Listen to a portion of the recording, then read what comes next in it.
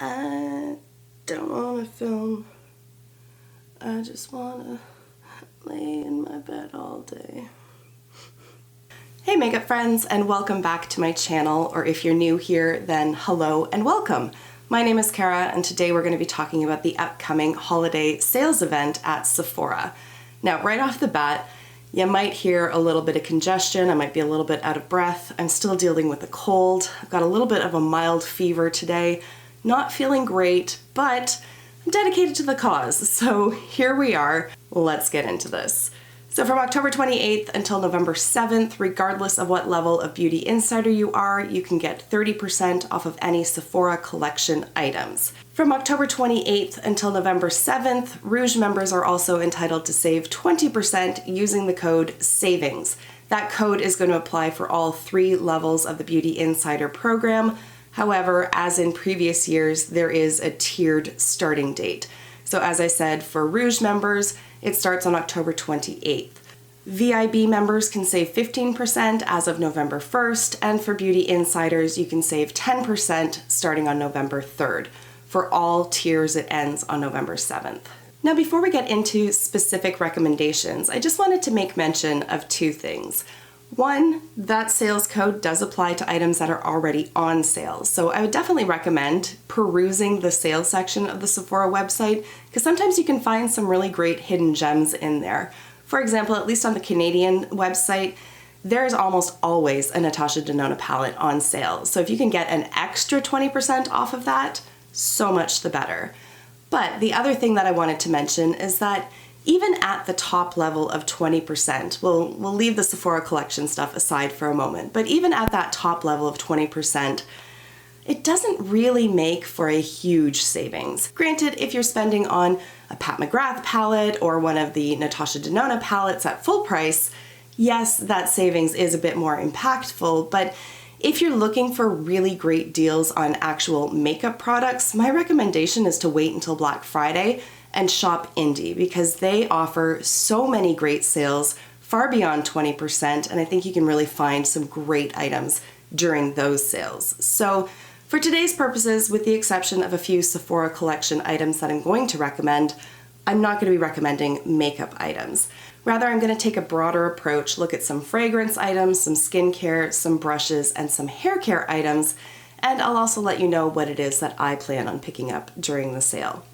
So for Sephora Collection, I find that their products are a little bit hit or miss. For example, I'm not a huge fan of their eyeshadows, but they do have some other really great standout products. So I thought that I would mention those in case you're in the market.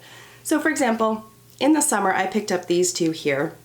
I've got the Sephora Best Skin Ever Full Coverage Multi-Use Concealer, as well as the Best Skin Ever Long Wear Foundation, both of which I have in the shade 12Y.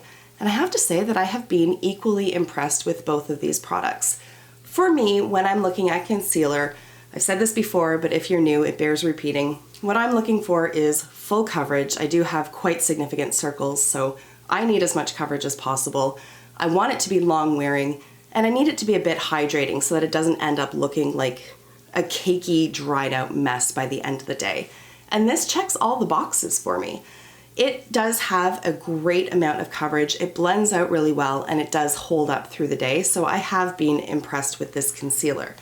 Likewise, the foundation, while not high coverage, that is fine for me. So my preference when it comes to foundations is light to medium coverage, but again, it has to be long wearing and it can't settle into all the fine lines.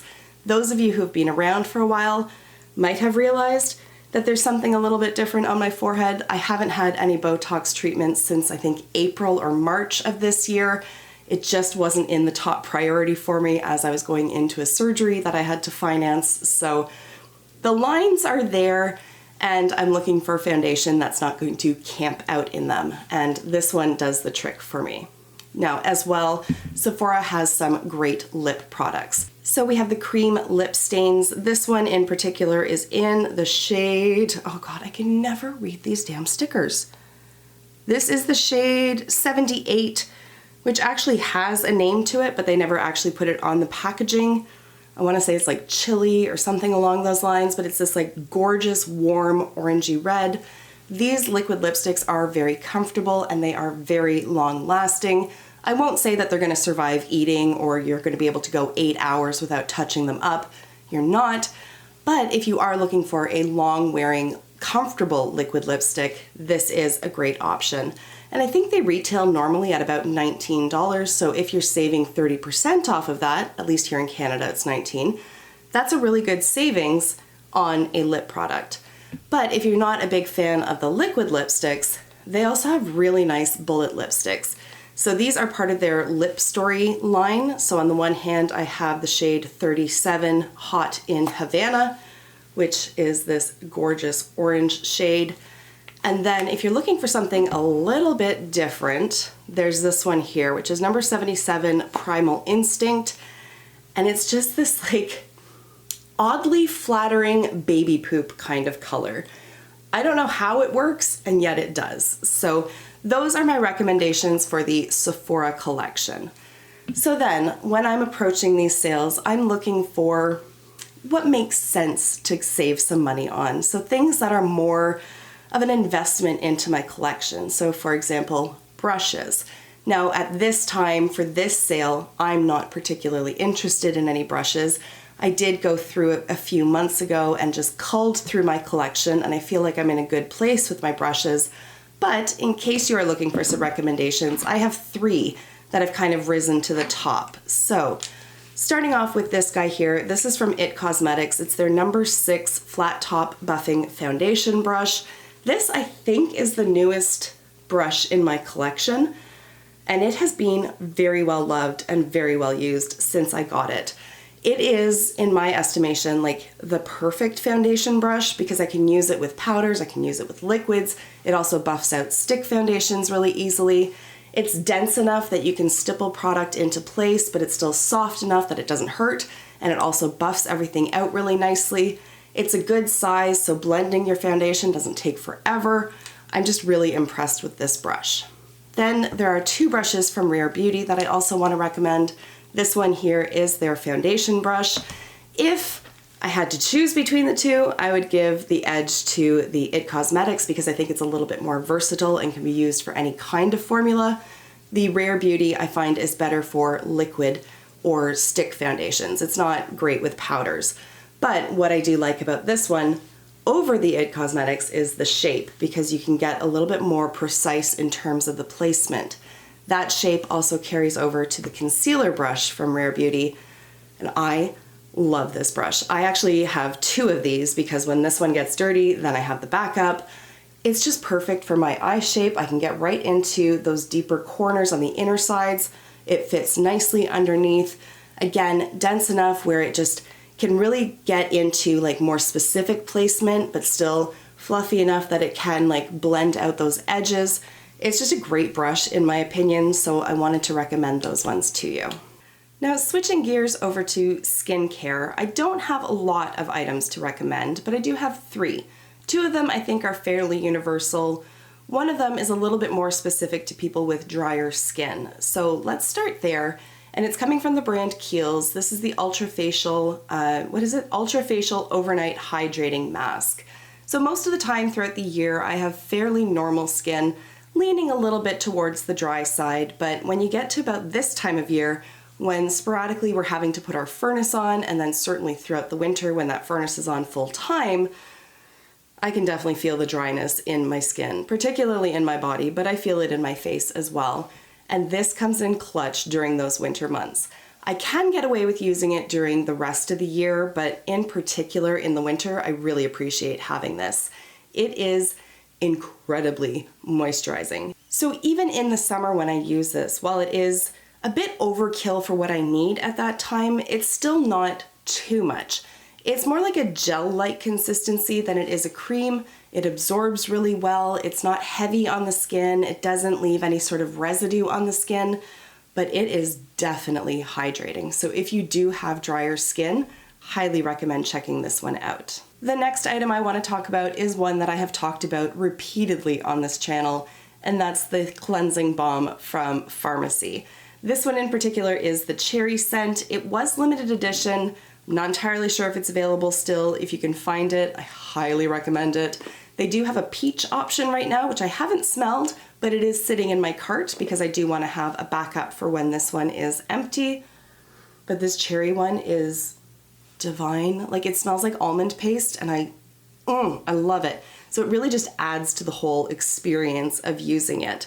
So not only is it a very effective makeup remover and very gentle on the skin, but depending on the scent that you get, it can really just heighten the whole experience. I'm excited to smell the peach one, but there's a reason I have repeatedly talked about that product. It just works, and it's just nice to use. Like, I don't know how else to say it. So moving on from there then, I want to talk about SPF. So one of the reasons I don't talk a lot about skincare on my channel is because I've got fairly mundane skin. There's nothing really problematic about it where I can really say, like, if you suffer from this as well, here's some products that worked for me. So I just don't feel like I have a lot to add to that conversation.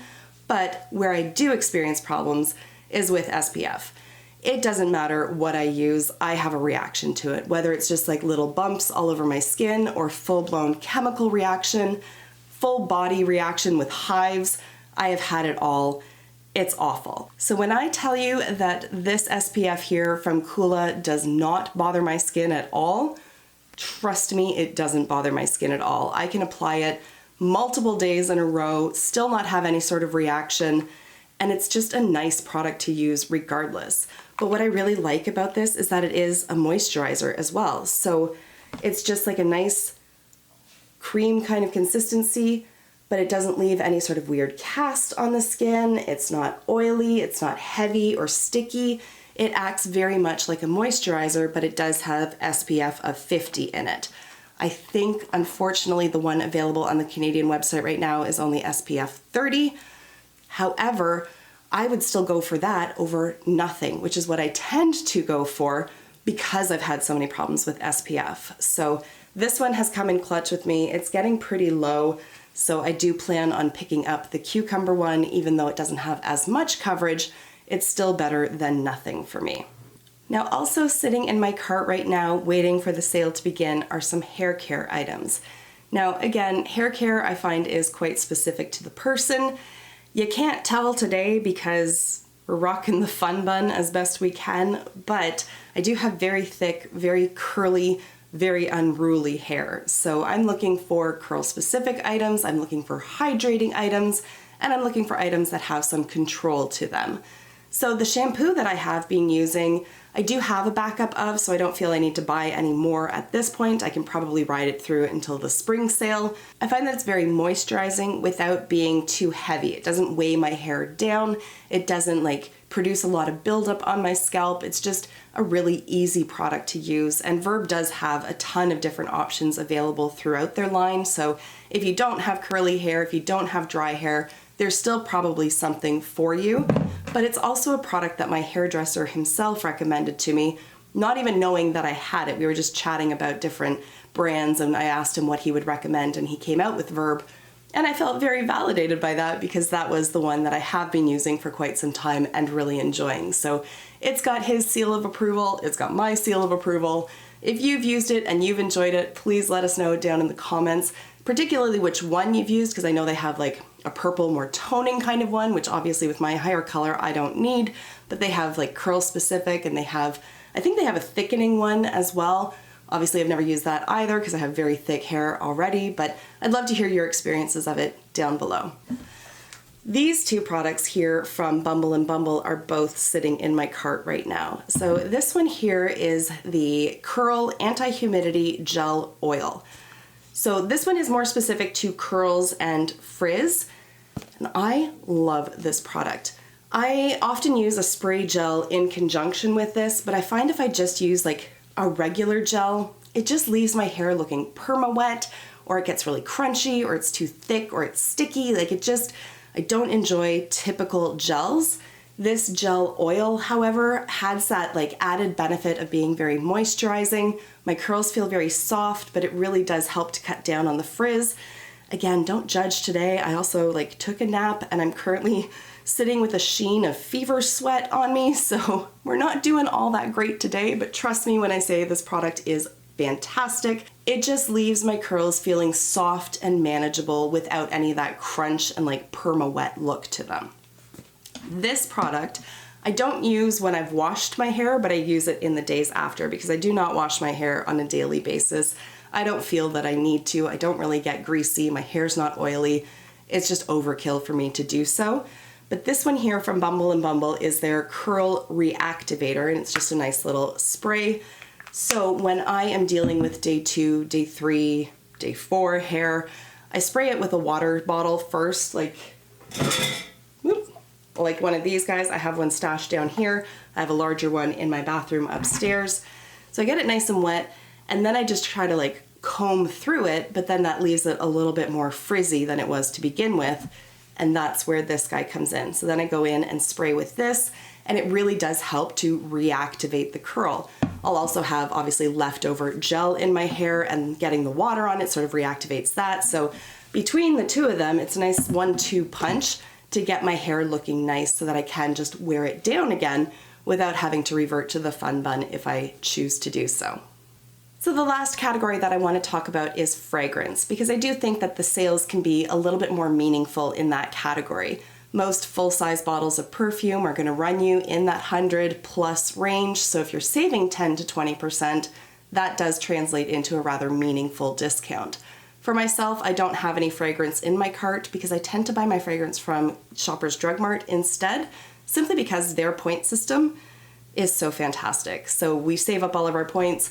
When they have the extra point redemption events, I can save $300 off of whatever we're ordering, and so I can get my fragrance for free. However, if I couldn't do that, saving 20% through the sale at Sephora would be a great option. So I did want to recommend 3 scents in specific. So first up is a newer one that I've discovered. This one is from Versace, and it's Dylan Turquoise. Now I am terrible at trying to identify the notes, especially when I have a cold. There's something a little bit spicy in here. You know what? Let's look it up. Will help me along because the fever is just knocking my brain around and I'm not doing all that well. I brought it up. The keynotes are lemon primavera essence, whatever the hell that is, guava, and musks, and the scent type is fresh floral. So don't let that word musk turn you off because I don't enjoy musky scents. This one just, like I said, has a little bit of a spiciness to it that kind of cuts through those brighter notes. I think that's the musk that they're referring to, but it's not musky in the way you think of a musky perfume. I don't like them. This is just like a mature grown-up scent without being too mature, if that makes sense. Like it's still bright and fun, but it's grounded. I don't know if that makes any sense, but just trust me, it's delightful. So the next scent that I want to recommend feels a little bit more winter appropriate to me, and that is Marc Jacobs Perfect, which I went and bought the full size of the Marc Jacobs Perfect Intense. Kind of regret it. I wish I'd just got the regular Perfect. It's just a little bit easier to deal with than intense. That word intense, they're not lying. This is one of those like spray and then walk into kind of scents. If I spray it directly on me, it's a little too intense if I'm being perfectly honest. So let's just talk about Perfect. So again, I brought it up because I can't describe scents to save my life except to say, I like it, it's nice. That's not helpful. So it is a scent type of warm floral. Keynotes are daffodil, almond milk, and cashmeran. I don't know what these things are. It says this perfume opens with juicy notes of rhubarb and bright daffodil that reveal a comforting heart of almond milk and finish with a soft dry down of cedar wood. If I flip over to the intense version, I just want to see so it has slightly different keynotes in intense. It's got the daffodil as well, but it also has night blooming jasmine and sandalwood. So I do like the scent of this, but like I said, it's a lot up front. So if you're in the market, I would recommend just the regular Perfect. And it is a very, very nice scent. Like this was obviously a little sample that I got, and immediately after I smelled it, I was like, add to cart, because it was just, oh, it's so beautiful. Again, it has like a more grounded, grown-up scent to it. What I mean by that is that it's not just like fruity. It's not just like a really sweet kind of smelling. There's nothing cloying about it. It's just, I can't describe it. It's just really nice. So just go with me on that one. Although I do sort of associate it with the winter months, I think because it has that warmth to it. It just doesn't strike me as being a summer scent. So then to wrap the video up, I have one more fragrance to recommend, and this one I do think is suitable all year round. There's nothing specific about it that makes me think summer or autumn or winter. It's just a great universal perfume, and that is Love Story from Chloe. So this one is considered to be a fruity floral fragrance with keynotes of jasmine and neroli. And I do get such a kick out of the descriptions that some brands put on their products. So it's like, Love Story comes in a bottle with a padlock design to symbolize love and romance. I'm sorry, what? Since when do padlocks represent love and romance? I take issue with that, but regardless, it's the floral love story. The fragrance opens with the sensuality of orange blossom, luminous and intoxicating like the flush of new love.